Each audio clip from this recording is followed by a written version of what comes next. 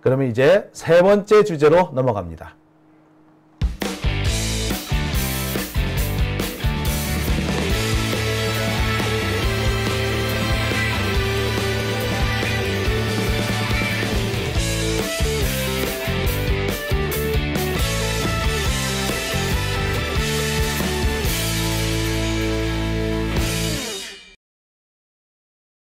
네, 오밤중의 뉴스 함께하고 계십니다. 세 번째 주제는요, 오늘 이재명 대표 재판과 관련된 소식을 전해드리려고 합니다. 오늘 이재명 대표 재판이 열렸습니다. 오늘 열린 재판은 그 소위 말하는 위증교사 사건이라는 겁니다. 이 재판에서 오늘 또 이재명 대표한테 상당히 유리한 진술이 나왔어요. 유리한 진술 나올 수밖에 없죠. 이게 이유가 있어요. 이 사건이 끝없이 반복되는 연장전의 연장전 같은 사건이거든요. 그렇기 때문에 아무리 검찰이 몰고 가려고 해도 이 사건은 결국 유리하게 끝날 수밖에 없는 사건입니다. 참 제가 이 사건까지 검찰이 기소하는 걸 보고 검찰이 아무거나 하나 얻어 걸려라. 그냥 막 하나 던져보는구나. 이 중에 하나라도 걸리면 이재명 죽일 수 있어. 이런 생각을 하는구나라는 그런 느낌을 강하게 받았습니다. 그러니까 검찰이 수단과 방법을 가리지 않고 죽이려고 덤벼드는 거예요. 그래서 꼬투리가 될 만한 거는 다 거는 겁니다. 우리가 지난번에 조국 전 장관, 조국 대표 재판에서 보듯이 정경심 교수한테나 조국 장관한테나 뭐 오만 것 때만 가도 꼬투리가 될 만한 거 다 걸지 않습니까? 처음 시작할 때는 주가 조작으로 시작했는데 결국 끝날 때는 추천서로 끝나버리지 않습니까? 이 황당한. 자, 그런데 그런 상황이 이재명 대표한테도 똑같이 지금 적용이 되고 있는 겁니다. 이것저것 다 끌어모아가지고 어디 하나 얻어 걸려라. 이런 방식인 거죠. 이게 지금 현재 검찰의 방식입니다. 자, 그러다 보니까 중간중간 계속해서 이재명 대표의 유리한 진술이 나올 수밖에 없습니다. 초기에는 검찰이 뭔가를 짜고 시작하니까 불리한 진술밖에 안 나오지. 근데 후반부로 가면 갈수록 유리한 진술이 나올 수밖에 없죠. 그랬는데 이재명 대표한테 유리한 진술이 나오니까 이제 언론이 침묵합니다. 정말 놀랍게 이재명한테 유리한 진술만 나오면은 언론이 입을 다물어요. 검찰 애완견들. 이러니까 애완견 소리 듣지 않겠습니까? 말씀드렸다시피 오늘 이재명 대표 재판은요, 이른바 위증교사 사건에 대한 겁니다. 그러니까 김병량 전 성남시장, 이재명 대표 앞에 성남시장을 했던 양반인데 그 양반의 비서에게 유리한 거짓 증언을 해달라고 이재명 대표가 요구를 했다. 이 내용인 거죠.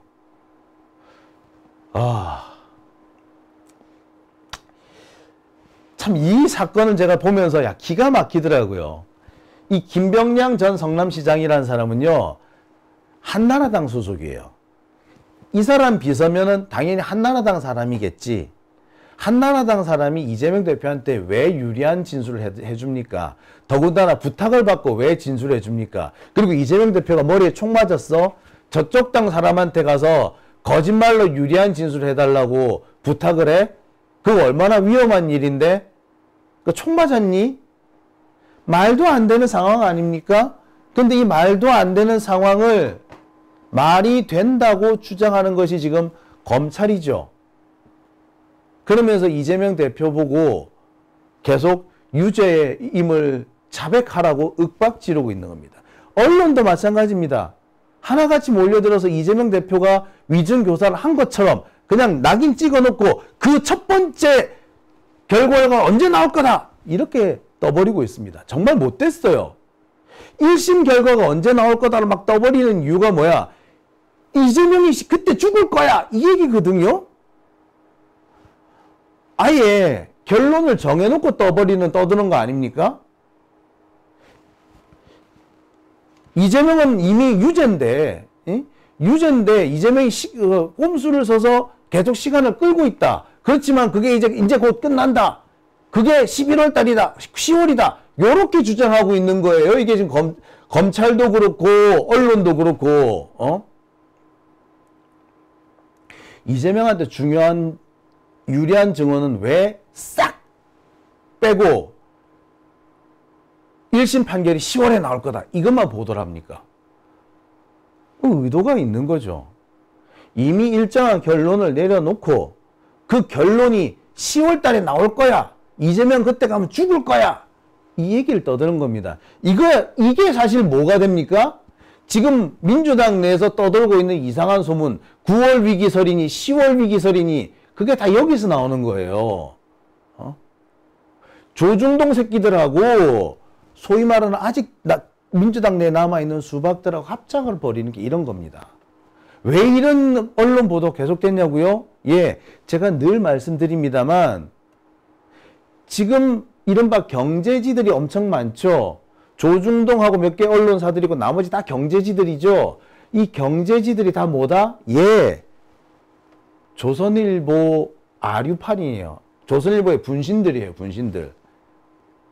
다 조선일보의 사람들이 독립해가지고 또는 분가해서 만든 그런 언론들입니다. 그리고 그 분가해서 만든 언론사들한테 그 재벌이나 기업이나 특히 건설회사 이런 사람들이 돈을 대주고 있는 거예요. 뭐 길게 얘기하면 더 말할 것도 없습니다. 제가 하나하나 예를 들어가면서 회사 이름을 하나하나 거들먹거려가면서 얘기할 수도 있어요. 이 회사는 어떻게 해서 만들어졌는데 지금은 누구한테 가 있다. 이 회사는 어떻게 해서 만들어졌고 지금은 누가 만들고 운영하고 있다. 이 회사는 지금 누구한테 넘어가 있다. 경제지들 다 보세요. 결국에 조중동에서 나온 애들 그 사람들에 의해서 돌아가고 있어요. 그 사람들이 편집국장 아니면 주필 아니면 논설실장 아니면 사장, 부사장, 전무 이렇게 앉아 있어요. 분신들이야. 분가야, 분가. 그러니까 얘네들은 뭐냐? 새로운 거 취재를 하는 것이 아니라 조중동에서 쓴 걸 그대로 뺏겼어. 오늘도 파이낸셜 뉴스 어떤 기사를 보니까 거의 주간조선인가? 거의 기사를 뺏긴 거, 거의 뺏겼더라고. 깜짝 놀랐어.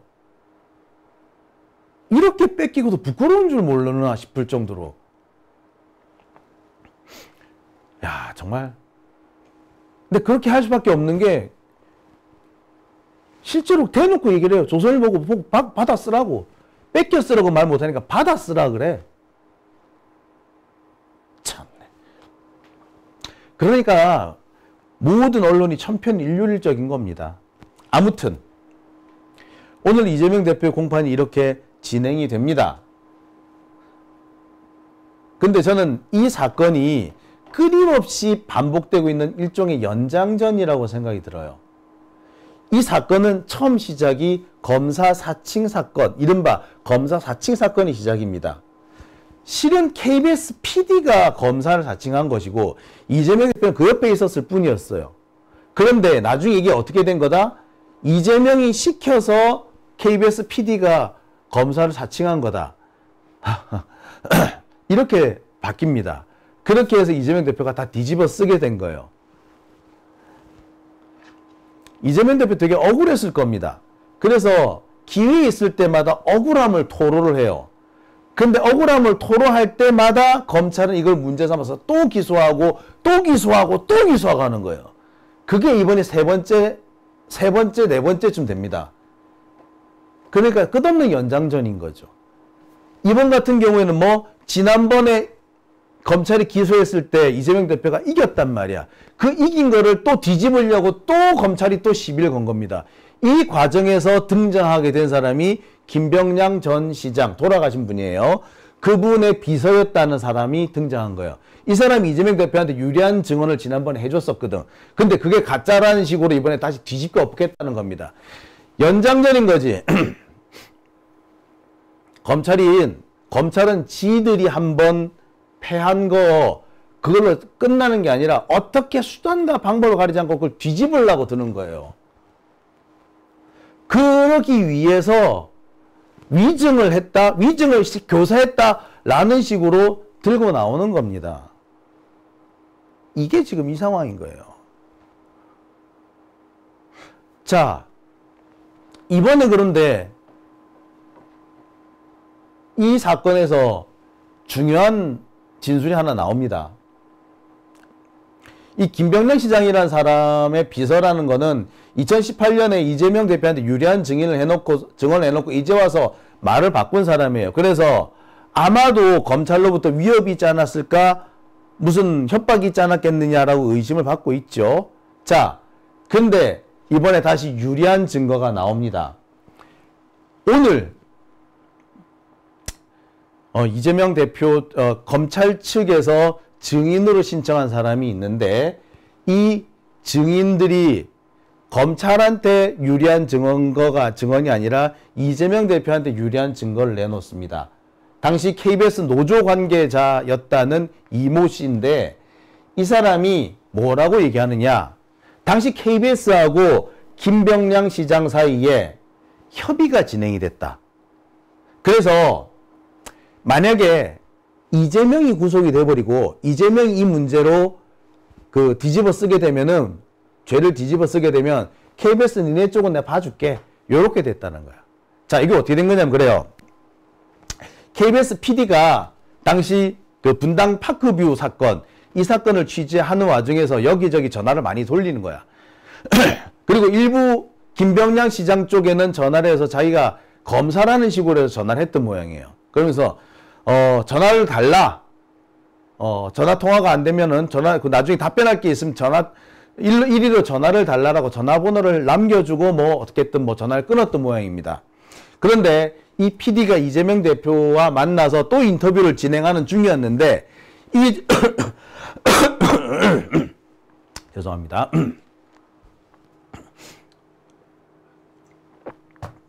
예, 이 시간대에 김병량 시장 쪽에서 이 PD한테 전화를 건 거예요. 그러니까 이 사람이 어떻게 했겠어? 예, 검사 사칭을 했으니까 계속 사칭을 쭉 해야 될 거 아니야. 자, 문제의 발단은 여긴 겁니다. 김병량 시장이 나중에 이 사실을 알았어. 그래서 KBS를 고소를 합니다. 그러면서 그 당시에 이재명 대표가 옆에 있었다라는 거 알고는 이재명 대표까지 당시 이재명 변호사죠. 이재명 변호사까지 같이 엮은 거예요. 왜? 그 당시 분당 파크뷰 사건을 시민단체들이 되게 열심히 파고 있었는데 그때 그 시민단체의 대표 역할을 했던 사람이 주도적인 역할을 했던 사람이 당시 이재명 변호사였거든. 그러니까 이참에 이재명 변호사를 골로 보내야겠다라고 생각했던 거지.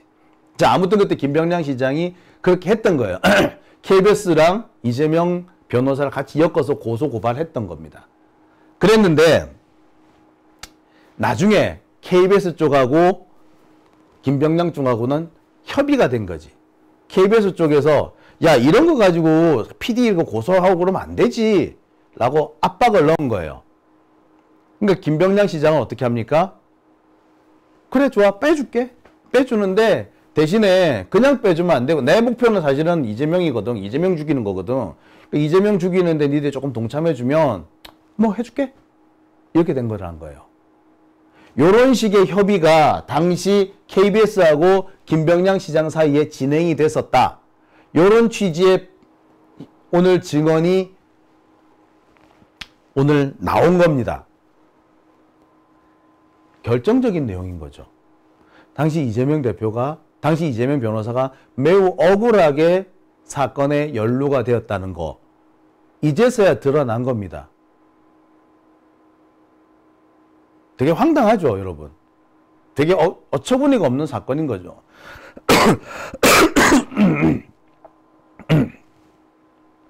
자, 이게 오늘 진술에서 나옵니다. 오늘 검찰 측 증인으로 나선 증인 당시 노조 관계자인 얼마 전에 검찰이 이 백현동 엉뚱한 게 죄송합니다. 예.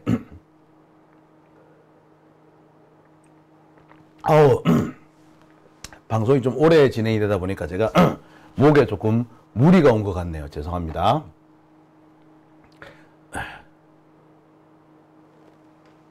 자, 이렇게 중요한 증거가 나오게 된 겁니다. 예. 자, 이런 진술이 나오니까 당연히 검찰로서는 당황할 수밖에 없었겠죠. 오늘 뭐 이래서 실제로 분위기가 되게 술렁술렁 거렸다고 합니다. 자, 근데 제가 이 얘기를 듣고 사실 딱 드는 생각이 있긴 했었어요. 왜냐하면요, 지금에야 꿈도 꿀 수 없는 일이지만 저 무렵 2000년대 초반, 그러니까 2000년대, 그렇죠. 저 때가 2000년대 초중반쯤 되거든요. 2000년대 초중반 때까지만 해도요, 기자가 경찰이나 사칭하는 경우가 종종 왕왕 사실 있었어요. 농담처럼 하는 얘기인데, 옛날에는 그 경찰들 중에서도 정보경찰 이런 사람이 있었잖아요. 이 정보경찰이 기자를 사칭해가지고 정보활동을 이렇게 한 적도 있고요. 반대로 기자가 경찰이랍시고 뭐 정보 캐낸 적도 있고 뭐 그래요. 그 연장선상에서 검사를 사칭한 사례도 뭐 없잖아 있었던 걸로 됩니다. 심한 거는 당시 기자가 검사 사무실에 가가지고 그 수사 관련 서류를 몰래 빼내오다 들켜가지고 난리가 난 적도 있고 막 그래요. 근데 이 부분에 대해서 그동안 크게 문제 삼지를 않았어요. 그때까지만 해도. 2010년대에 들어서면서 이제 그런 일이 완전히 없어졌지, 그 전까지만 해도요, 왕왕 있었던 겁니다. 들켜도, 그걸 크게 문제 삼지는 않았어요. 그러니까 회사끼리 잘 협의가 되면은 그냥 유야무야 넘어가기도 했었어요. 회사 차원에서 와가지고, 아우, 미안하다. 우리 이런 일 다시 없도록 할게. 라고 하면은, 뭐, 고소를 취하해 주기도 하고, 뭐, 사건을 그냥 덮기도 하고 그럽니다. 실제로 무슨 일이 있었냐면, 서울 서부지검 같은 경우에도 기자가 그때 아마 국민일보 기자였나? 뭐, 그렇게 알고 있는데, 기자가 검사 사무실에 들어가가지고 사건 관련 서류 빼서 훔쳐서 보다가 걸린 일이 있었어요. 근데 그 사건 나중에 어떻게 마무리가 됐느냐. 그 검찰 쪽에서 회사 쪽, 뭐라고 요구를 하느냐면, 회사 보고, 회사가 와서 이 문제를 마무리 지으라고 요구를 합니다. 그래서 회사 차원의 사과를 받겠다라는 거죠. 그렇게 해서 마무리 지었어요. 사실 되게 심각한 문제거든, 그거. 바로 그 다음번에 있었던 사건, 그러니까 그로부터 몇 년 뒤에 중앙지검에서 기자가 그 사건 관련된 파일을 훔쳐 가지고 와서 보다가 걸린 사건이 있었거든요. 그 사건 같은 경우는 기자가 실형을 선고받아서 실제로 실형을 살았어요. 물론 항소심에서 집행유예가 선고돼가지고 결국에 풀려나긴 했지만, 실제로 그래가지고 감옥에 가서 한 몇 달 살았던 적도 있어요. 그러니까 그 이전에는 이런 일이 좀 있었던 거죠. 근데 그런 일을 어떻게 무마했느냐? 예, 회사 차원에서 무마하면 무마가 됐던 거예요. 그러니까 제가 대충 그 상황이 어떤 상황인지는 알겠어. 그러니까 성남시 당시 김병량 시장 같은 경우에는 좋아, KBS는 내가 빼줄게. 하지만 내가 이재명 변호사는 내가 절대 못 빼주겠어. 라고 한 걸로 보이는 거죠. 그러니까 이 상황을, 이런 협의가 있었다라는 얘기가 이번 법정에서 나온 겁니다. 상당히 중요한 의미가 있습니다. 그리고 이재명 대표가 그간 대단히 억울한 일을 당했다는 것이 분명해지는 것이고, 또 한편으로는 김병량 시장 쪽 비서가, 그러니까 이 사람도 김진성인데, 이 김진성이라는 사람이 지난번 증언했던 것이 위증이 아니라는 것이 여기서 또 확인이 되는 겁니다. 중요한 내용이죠. 이게 대대적으로 보도가 돼야 정상입니다. 그런데 애써 언론에서는 애써 이걸 또 모른 척합니다. 그 어떤 언론에서도 오늘 한자도 안 났어. 한자도 안 났어요, 진짜. 전부 다 뭐라고 나왔다? 이재명 대표 위증교사 사건 9월 30일 날 결심 공판한다고. 9월 30일 날 꼭 결심 공판이 아닐 수도 있을 것 같아요. 최후 진술을 이때 하지만 글쎄 제가 볼 때 최후 진술 이때 하더라도 구경이 이때 될지는 또 모릅니다. 뭐 좀 지켜봐야 될 것 같은데. 자, 그리고 9월 30날 만약에 이게 결심 공판을 한다고 하더라도 실제로 선고는 11월이나 돼야 돼요. 근데 굳이 10월에 선고 난다는 식으로 만들어 놓습니다. 그건 뭡니까? 그 이재명 대표 선거법 사건이 10월 초중순쯤에 날 거라고 이렇게 하잖아요. 그러니까 10월 위기설 요거를 아마 지금 만들려고 이렇게 하는 거죠. 실제로 지금 여의도 쪽에 한참 10월 위기설 이 얘기 한참 떠돈데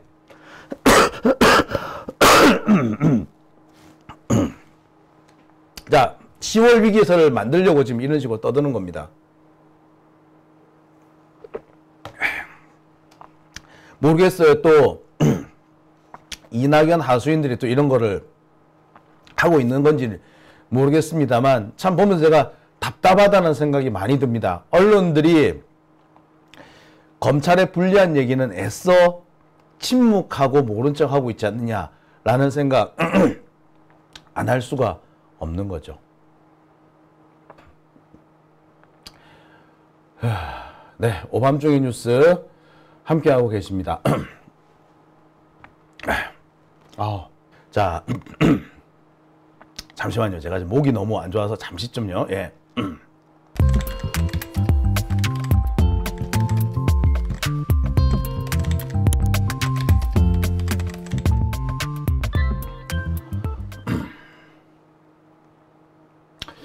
자.